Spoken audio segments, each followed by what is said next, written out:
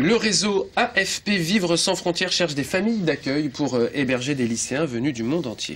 Et en ce moment, 5 jeunes de 5 continents passent un séjour culturel en Sarthe et mènent de front leurs études au lycée. Souvenez-vous, en septembre dernier, nous avons rencontré Robert, un jeune néo-zélandais tout juste arrivé dans sa famille d'accueil au Mans.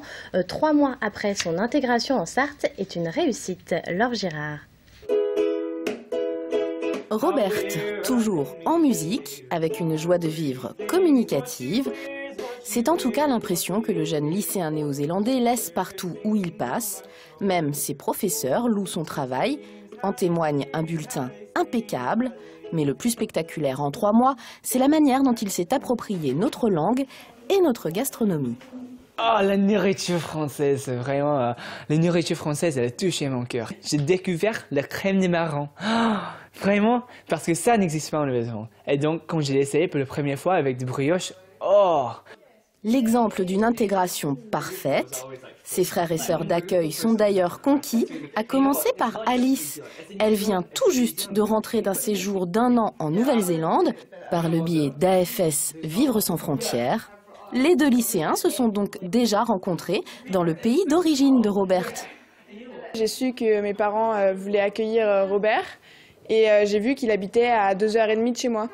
Du coup, je me suis dit, on devrait se rencontrer, quoi. Donc du coup, on a commencé à parler et puis je suis allée le voir dans sa ville. Puis du coup, voilà, quoi, on a pris un café ensemble et c'était super cool. Puis du coup, on parlait en anglais. Puis maintenant c'est plus français qu'anglais, quoi. La famille Tracol, bientôt au grand complet pour les fêtes, en est à son 4e accueil. Des parents épaulés par l'association AFS qui organise tout au long du séjour des week-ends d'intégration pour permettre aux jeunes étrangers de partager leurs expériences, même si pour Robert, l'adaptation se fait sans aucun mal.